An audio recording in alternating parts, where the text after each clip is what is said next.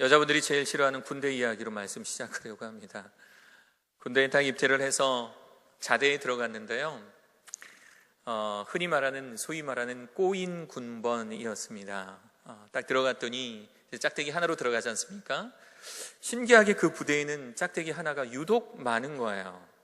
저보다 2주일 빠른, 2달 빠른 고참들이 거의 90%를 차지하고 있는 아주 신기한 부대였습니다. 그러니까 저는 군대에서 제대하기 2달 전까지 막내로 살았었어요. 병장 4개 달고 막내로 살았던 아주 꼬인 군번 중에 제대로 꼬인 군번이었습니다. 불쌍한 사실은 제 뒤에 2주 뒤에 또 신병들이 들어왔으니 걔네들은 제대 2주 남겨놓고까지 쫄병 노릇을 하고 그리고 제대해야 했던 정말 인생에서 정말 재수없었던 그런 군번이 아니었나 그런 생각이 듭니다. 잔뜩 쫄아서 이제 신병 신분으로 잔뜩 쫄아서 이제 내무반에 앉아 있는데 고참들 몇 명이 이렇게 들어왔습니다. 딱 보니까 역시 짝대기 하나예요. 이게 꼬였구나. 저를 이제 자대 배치 이제 하러 이제 본부에서 후송을 했던 그 병사 중에 하나가 제게 이야기를 해줬었거든요. 너는 진짜 꼬였다. 뭐 이렇게 이야기를 해줘서 알고 있었는데 역시 짝대기 하나가 이렇게 들어오는데 짝대기 하나임에도 불구하고 계급이 높아요. 계급이 아니라 그 이제 서열이 높은 거예요. 그러니까 웃으면서 이렇게 들어오는 겁니다. 이렇게 웃으면 딱 들어오더니 제 옆에 이렇게 앉아요. 이제 장난을 치는 거죠.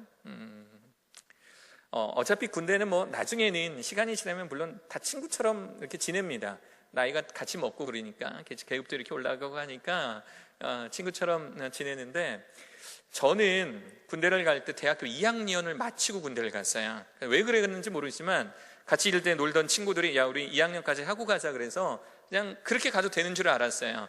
근데 그게 좀 실수였어요. 군대를 갔더니 다 저보다 한 살이 어린 거예요. 그리고 저보다 2달 먼저 들어왔던 2주 먼저 들어왔던 그 고참들도 저보다 한 살이 어린 거예요. 그러니까 저보다 한 살 어린 동생들을 그냥 2년 동안 아주 공손히 고참 대접하면서 그렇게 살아야 될 운명이 놓인 거죠. 역시 제 옆에 앉아서 장난을 치는 그 고참 또한 저보다 한 살 어린 고참이었습니다. 그래서 이야기를 하다가 제 나이를 듣더니 이렇게 야 나이는 뭐 여기서는 군대에서는 다 필요 없어. 그래서 장난을 치기 시작을 해요. 그래서 또 뭐라고 하냐면 이제 한 30-40분 이렇게 이야기를 하다가 저는 네 알겠습니다 뭐 이렇게 이야기를 하죠. 그러더니 이 고참이 저한테 뭐라 그러냐면 야, 뭘 이렇게 우리 둘끼리 있는데 우리끼리 있는데 무슨 그렇게 관등성명 똑바로 하고 막 그러냐. 그냥 우리 친구처럼 지내자. 뭐처럼 지내자요? 친구처럼 지내자. 친구라는 단어가 왜 이렇게 좋았는지 그때 제가 너무 마음을 놓아버린 게 큰일이었습니다. 친구처럼 지내자. 우리 말 놓고 그렇게 지내자. 그래서 눈을 이렇게 돌려서 고참의 이렇게 명찰을 이렇게 보니까 뭐 실명이 필요 없으니까 그냥 말하면 무슨 철수 이렇게 써 있다고 생각을 해보십시오. 무슨 철수, 김철수 이렇게 써 있는 거예요. 친구처럼 지내자니까. 그래서 제가 고참을 바라보면서 그래 철수야. 그래 철수야. 여자분들은 하나도 안 웃죠. 그렇죠? 그래 철수야 라고 해버렸어요. 제가 살면서 기억하기 싫은 밤 탑3 안에 드는 밤이었습니다. 얼마나 갈구든지 그날 저녁. 친구가 되는 데는요 나이보다 더 중요한 것이 있습니다. 그것이 뭐냐면 바로 우정이라고 하는 겁니다. 우정을 영어로 하면 friendship이라고 하죠. friendship. 이때 ship, 배를 의미하죠.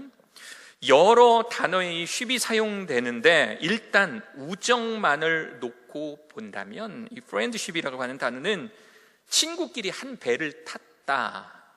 친구끼리 한 배를 탔다. 이렇게 해석할 수도 있을 거예요. 그러니까 친구는 한 배를 탄 존재. 한 배를 탔다라는 것은 모든 것을 공유한다라는 것을 의미합니다. 위기가 닥쳤을 때 한 배에 탄 사람들은요 먹을 것과 입을 것, 더 나아가 죽음과 삶을 함께 공유하게 됩니다. 죽으면 다 같이 죽는 거니까. 그러므로 한 배에 탄 사람은 서로의 느낌과 감정까지 공유하게 됩니다. 상대의 슬픔이 나의 슬픔이요, 또 상대의 기쁨이 곧 나의 기쁨입니다. 바로 이러한 감정의 공유가 가능할 때 우정, 진정한 친구 관계가 형성이 된다라는 것을 저 단어를 통해서 우리가 생각해 볼 수가 있습니다. 하나님께서요 유독 사랑하던 사람들이 몇 분 계십니다. 우리 성경 속에 보면 성경 인물 중에 그 중에 오늘 아브라함을 살펴볼 텐데요, 이 아브라함을 지칭할 때 하나님은 특별히 친구라는 단어를 쓰셨어요. 친구. 역대하 20장 7절 개역 한글 성경이 이렇게 나와요. 우리 하나님이시여, 전에 이 땅 거민을 주의 백성 이스라엘 앞에서 쫓아내시고 그 땅으로 주의 벗 아브라함의 자손에게 영영히 주지 아니하셨나이까. 성경에 아브라함을 지칭할 때 하나님의 벗, 하나님의 친구라는 표현을 쓰고 있는 거예요. 또 이사야 41장 8절 그러나 나의 종 너 이스라엘아, 내가 택한 야곱아, 나의 벗, 나의 친구 아브라함의 자손아. 친구라고 계속 칭하고 있죠. 아브라함을 계속 친구라고 칭하고 있어요. 이것은 매우 독특한 표현입니다. 누가 감히 하나님의 친구가 될 수 있겠습니까? 하나님의 친구, 그래 철수야, 아주 그냥 워스트, 베스트 나인, 탑3 안에 드는 그런 밤이 기다리고 있을지도 모르는데 누가 하나님을 친구라고 부르겠냐라는 거예요.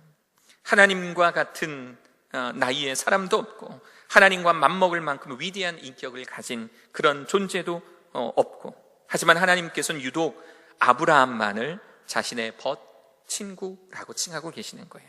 그 이유가 뭘까요? 아브라함이 뭐 잘생겨서 그랬을까요? 아브라함이 뭐 능력이 많아서 그랬을까요? 하나님만큼?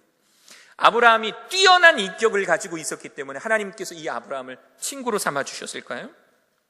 오늘 저는요, 여러분들과 함께 창세기 22장, 오늘의 이 사건을 통해서 왜 하나님께서 이 아브라함을 친구라고 부르셨는지 그 이유를 한번 살펴보고자 합니다.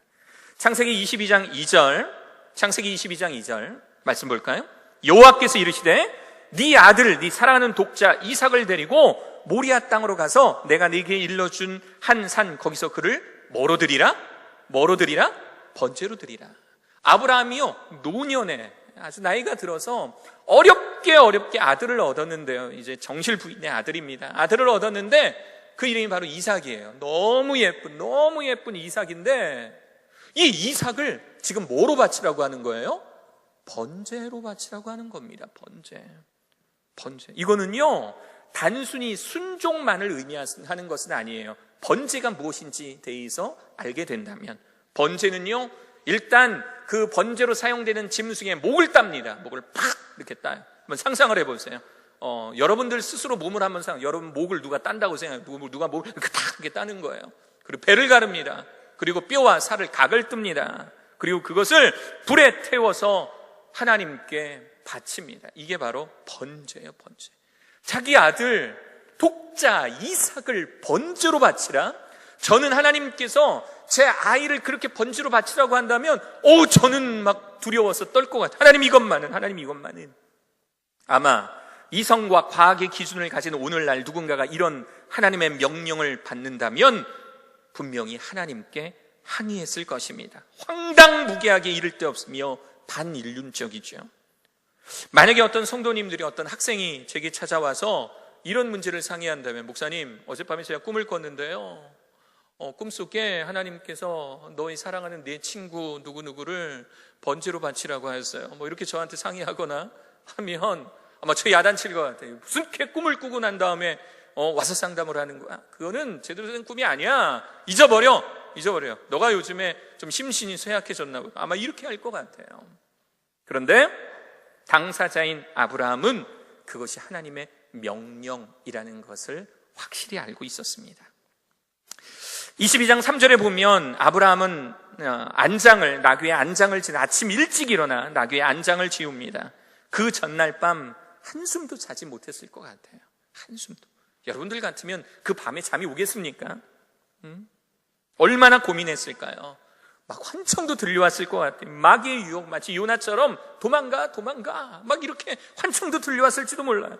합리화하려고, 내가 잘못 들었던 걸 거야, 하나님 그런 분일 수 없어, 합리화하려고 몸부림쳤을 것입니다. 그러나 결국 순종하겠다고 마음을 먹은 아브라함은 그날 날이 새자마자 스스로 나귀의 안장을 지웁니다. 모리아산까지는 3일을 가야 되는 거리예요. 3일 밤낮을 가는 거리입니다. 3일 동안 자신의 손으로 죽여야 하는 아들 이삭의 손을 잡고 함께 걸어가야 하는 이 아브라함의 심정, 이 부자의 모습을 한번 상상해 보십시오. 변심으로 집으로 돌아갈 수 있는 상황임에도 불구하고 아브라함은 그 유혹의 시간, 3일이라는 유혹의 시간을 견뎌냅니다. 아브라함의 이 단호한 순종의 자세는 22장 5절에서 확인할 수가 있습니다.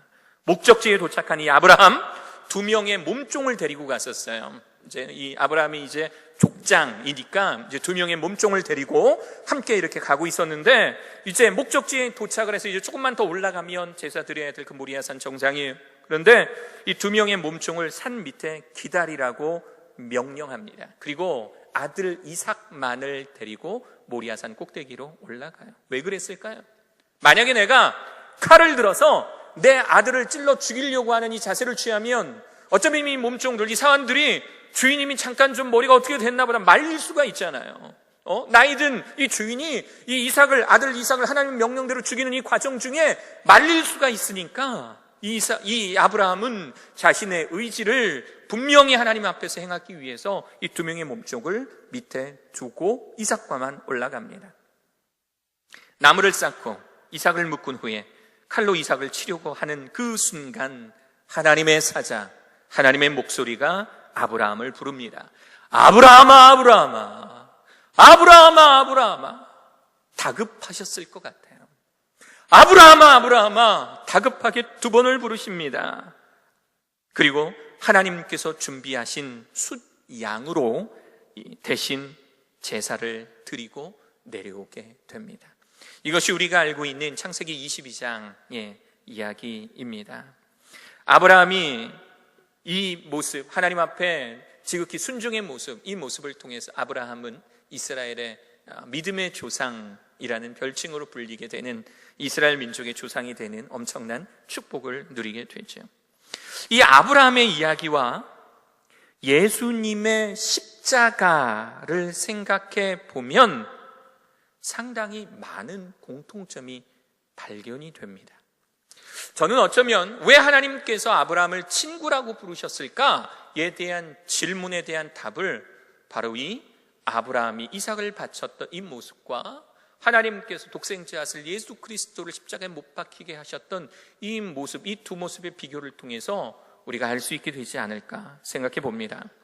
마태복음 3장 17절에 보면 하나님께서 예수님에 대해서 말씀하시기를 이는 내 사랑하는 아들이요 내 기뻐하는 자다, 이런 표현이 나와요. 내 사랑하는 아들이요 내 기뻐하는 자다. 나의 독생자, 저 예수는 나의 사랑하는 아들이고 내 기뻐하는 자라. 우리가 자주 망각하는 것 중에 하나가 예수님도 하나님의 아들이라는 사실입니다. 예수님은 하나님의 아들이십니다. 하나님의 아들. 아브라함이 이삭을 바치는 문제로 피가 마르는 고민을 한 것처럼 하나님께서도요, 자기 외아들, 당신의 외아들 예수 그리스도를 십자가에 못 박는 문제가 쉬운 결정은 아니었을 겁니다. 사실 예수님을 십자가에 못 박은 것은 로마의 군인들이나 바리새인들이나 대제사장들이 아닙니다. 바로 하나님, 당신, 바로 아버지, 예수 그리스도의 아버지 하나님, 그분이 예수님을 십자가에 못 박으신 것입니다. 이것은 인간이 죄를 지은 뒤부터 하나님께서 정해놓으신 계획이고 또 결단이었습니다.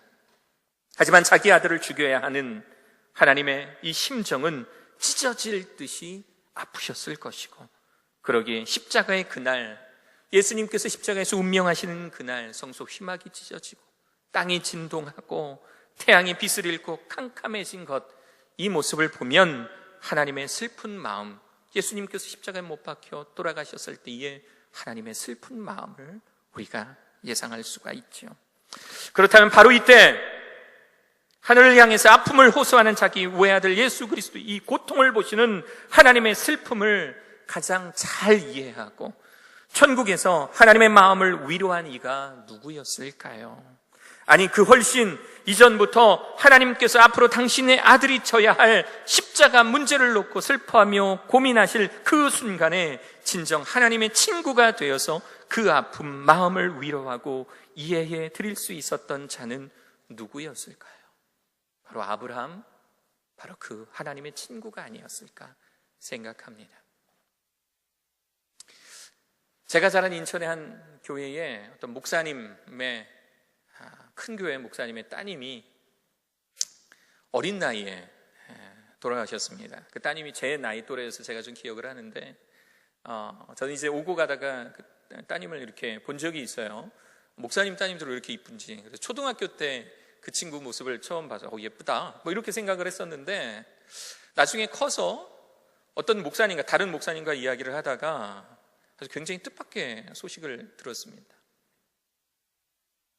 그 딸이 20살, 그러니까 대학교 이제 들어가기 전에 한 10대 후반 정도에 심장마비로 집에서 숨을 거둔 거예요. 따님이. 목사님 얼마나 슬프셨겠어요. 그런데 이 따님의 장례식이 진행이 되는 동안에 옆에서 이제 그 모습을 보았던 다른 사역자들의 말을 들어보니까 이 목사님이 이 따님의 죽음을 슬퍼하지 않으셨던 거예요. 따님의 모습, 물론 슬프죠. 마음은 고통인데 그래도 내 딸은 하나님 믿어서 천국 갔으니 이것이 얼마나 큰 기쁨인가. 그래서 다른 사람들이 찾아오면 최소한 다른 사람들 앞에서는 울지를 않으신 거예요. 뭐 슬프면 고글하시거나 뭐 울지를 않으신 거예요.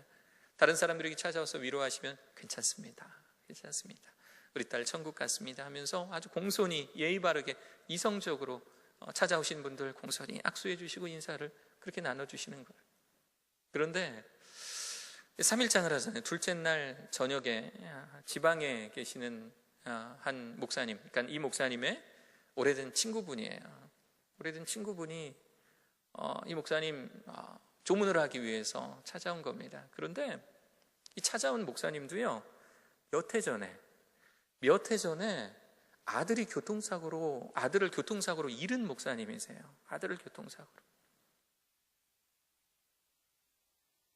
이 부분만 이야기하면 자꾸 저도 눈물이 계속 나는데, 이 아들을 잃은 목사님이 오셔서 이 따님을 잃은 이 목사님을 만나서 그 안에서 이제 조문을 하고 예의를 차리고, 그리고 이 목사님과 인사하기 위해서 이렇게 몸을 틀어서 이제 상주와 이렇게 인사하지 않습니까? 인사하려고 딱 돌아섰는데 잠깐 이 두 분이 눈이 딱 마주쳤나 봐요.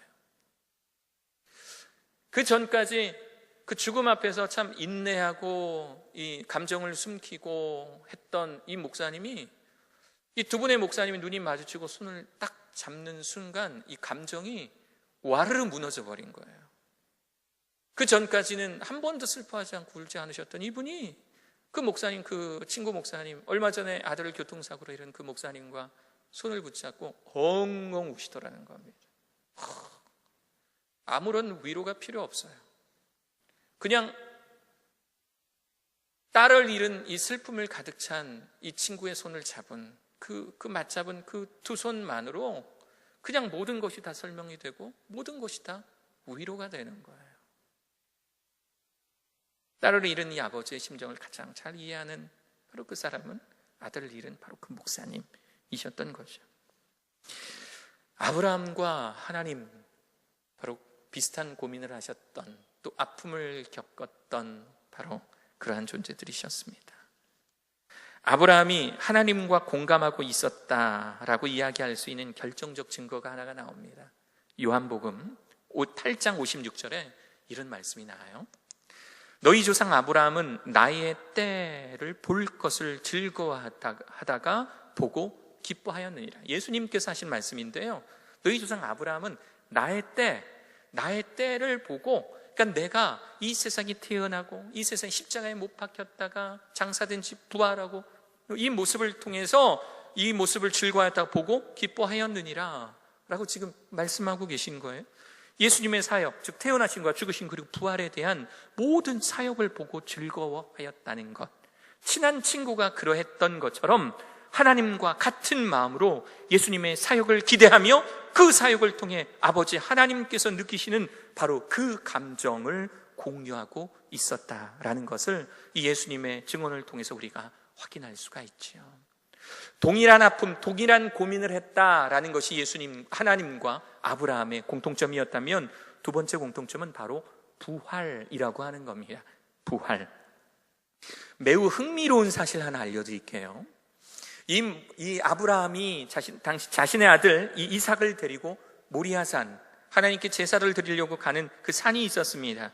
구약시대 아브라함이 이삭을 바치려고 했던 그 모리아산과, 그리고 시간이 한참 지나 다윗이 시작하고 솔로몬이 완성한 그 솔로몬의 그 성전이 있는 바로 그 산, 그리고 예수님께서 못 박혀 돌아가셨던 바로 그 산은 같은 곳입니다. 같은 곳이에요. 하필이면 그곳에서 이슬람의 창시자 마호메트가 무함마드라고도 알고 있죠.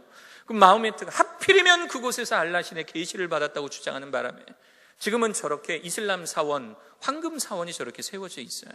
근데 바로 저곳이 우리가 알고 있는 아브라함이 이삭을 바치려고 했던 모리아 산이자 다윗과 솔로몬의 성전산이자 예수님께서 십자가에 못 박혀 돌아가셨던 바로 그 골고다라고 하는 겁니다. 왜 하필 거기셨을까요? 왜 하필 아브라함에게 이삭을 바치라고 했던 바로 그 산과 예수님께서 십자가에 못 박히셨던 바로 그곳이 같은 곳이었을까요? 왜 하나님은 인류에 지대한 이 두 사건을 같은 땅에서 행하셨던 것일까요? 하나님께서 독생자 예수 그리스도를 십자가의 제물로 바치려고 계획하셨던 모리아 땅, 그 골고다의 의미를 아브라함은 분명히 알고 있었을 것입니다. 놀랍게도요, 아브라함은 부활의 신앙을 이미 가지고 있었던 인물입니다. 히브리서 11장 19절, 그가 하나님이 능히 이삭을 죽은 자 가운데서 다시 살리실 줄로 생각한지라 비유컨대 그를 죽은 자 가운데서 도로 받은 것이니라. 이미 아브라함은 이삭을 죽이기로 결심한 것입니다. 그곳에서 순양이 나타나든 뭐가 나타나든 그걸로 인해서 대신 제사를 드렸다라는 것은 이미 아브라함의 마음속에는 그 이삭을 이미 죽인 거예요. 그리고 부활을 경험한 것입니다. 아브라함은 이 죽음과 부활의 개념을 미리 알고 있었던 사람입니다. 하나님과 아브라함은 부활이라고 하는 놀라운 비밀을 공유한 친구 사이인 것입니다. 사랑하는 여러분, 하나님께서 아브라함을 친구로 부르셨다면 예수님도 우리를, 여러분들을, 바로 저와 이 시간에 앉아있는 여러분들을 친구로 부르셨습니다. 할렐루야! 하나님이 아브라함을 친구라고 부르셨다면 지금 오늘 2000년대를 살아가고 있는 우리 모두 이 자리에 앉아서 하나님의 말씀을 경청하며 하나님께 예배드리고 있는 우리 모두를 예수님은 친구로 부르셨다라는 거예요. 요한복음 15장 15절, 이제부터 너희를 종이라 하지 아니하리니 종은 주인이 하는 것을 알지 못함이라. 종은 주인이 하는 것을 알지 못함이라. 너희를 친구라 하였느니 내가 내 아버지께 들은 것을 다 너희에게 알게 하였음이라. 지금은 이때보다, 예수님 시대보다 얼마나 저 매스미디어가 발달된 시대입니까? 지금 제가 설교하고 있는 이 모습도요, 몇 주 뒤면 우리 학교 홈페이지에 올라갑니다. 그래서 멀리 떨어져 있는 사람도, 우리 학교가 궁금한 졸업 동문이나 알고 싶은, 우리 학교에 대해서 알고 싶은 사람들도 이 설교를 통해서 우리 글로벌 선진학교 학생들이 이 시간에 어떤 은혜를 받았구나 다 알게 됩니다. 하나님은 이미 우리들에게 여러 가지의 매체들을 통해서, 성경의 말씀을 통해서, 큐티를 통해서, TV만 틀면 나오는 그 TV 설교를 통해서 우리들에게 하나님의 말씀을 전해주십니다. 예수 그리스도의 그 놀라운 뜻을 우리에게 전달해 주시는데, 그 뜻을 받고 알아서 그대로 살아가기 위해 노력하는 우리들을 예수님께서는 뭐라고 부르시고 계시냐면, 너희는 나의 친구다. 내가 너희들에게 이미 나의 모든 것을 알려주었다 라고 말씀해 주시는 거예요. 사랑하는 여러분, 친구를 위하여 자기 목숨을 버리면 이보다 더 큰 사랑이 없는데, 우리를 위해서 십자가에 친히 못 박혀 돌아가시고 우리를 친구라 부르시고 우리를 위해 죽으심으로 그 큰 사랑을 실천하여 주신 그 예수 그리스도, 예수님의 친구가 된 우리가 해야 될 일은 뭐냐면요, 우리 예수님께서 무엇을 하시는 것인지 올바로 알아서 예수님과 함께 일하는 것. 예수님께서 이 땅을 바라보면서 어떠한 마음을 품으시는지 열심히 연구하고 공부하고 묵상하면서 바로 그 예수님과 함께 일하는 것, 주님의 뜻대로 살아가는 것, 그것이 친구인 우리들이 해야 할 일입니다. 이제 결론을 내립니다. 아브라함이 하나님과 친근한 친구가 되었던 것처럼 우리 또한 예수 그리스도의 친근한 친구가 되어야 합니다. 따라해 볼까요? 예수님은 나의 친구이십니다. 다시 한번, 예수님은 나의 친구이십니다. 예수님과 한 배를 타야 합니다. 친구 되신 예수님의 십자가에 우리의 죄를 모두 맡기고 부활하신 예수님과 영원히 함께 살아야 합니다. 친구 되신 예수님께서 남기고 가신 그 말씀을 묵상하고 마음속에 적용하여서 그분의 뜻대로 살기 위해 노력하는 것이 예수님의 친구된 우리가 해야 할 바른 일입니다. 예수님의 친구로 살아가실 수 있는 사랑하는 여러분 되시기를 간절히 축원합니다. 아멘.